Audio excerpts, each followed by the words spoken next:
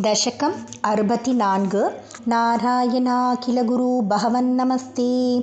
सर्वत्र गोविन्दनामसङ्कीर्तनं गोविन्दा गोविन्दा। श्रीहरये नमः। आलोक्य शैलोद्धरणाधिरूपं प्रभावमुच्चैस्तव गोपलोकाः विश्वेश्वरं त्वाम् अभिमत्य विश्वे नन्दं भवज्जातकमन्वपृच्छन्।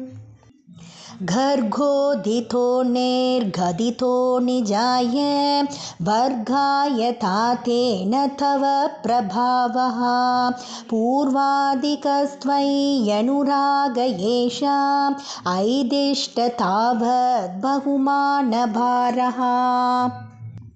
तथोपमानोदिततत्त्वबोधः सुरादिराज सहदुव्यगव्या उपेत्य तुष्टावसनष्टगर्वः स्पृष्ट्वा पदाब्जं मणिमौलिना ते।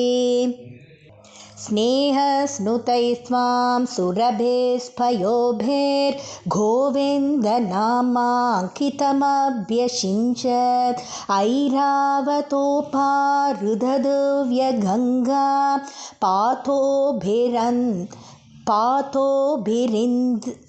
पातोभिरिन्द्रोऽपि च जातहर्षः। स्नेहस्नुतैस्त्वां सुरभिस्पयोभिर्गोविन्दनामाङ्कितमभ्यषिञ्चत् ऐरावतोपारुदव्यगङ्गा पातोभिरिन्द्रोऽपि च जातहर्षः।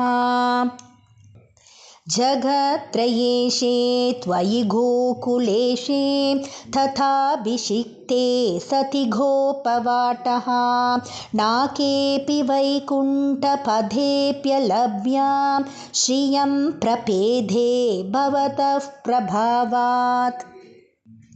कदाचिदन्तर्यमुनं प्रभाते स्नायन् पिता वारुणपूरुषेण नीतस्तमाने तु मघाः पुरीं त्वं तां वारुणीं कारणमर्त्यरूपः। ससम्भ्रमं तेन जलाधिपेन प्रभूजितस्त्वं प्रतिगृह्यताथम् उपागतस्तक्षणमात्मगेहं पिता वदत्त चरितं निजेभ्यः। हरिं विनिश्चेत्य भवन्तमेतान् भवत्पदालोकनबद्धतृष्णान् निरीक्ष्य विष्णो परमं पदं तद् दुरापमन्यैस्त्वमदिदृशस्तान्।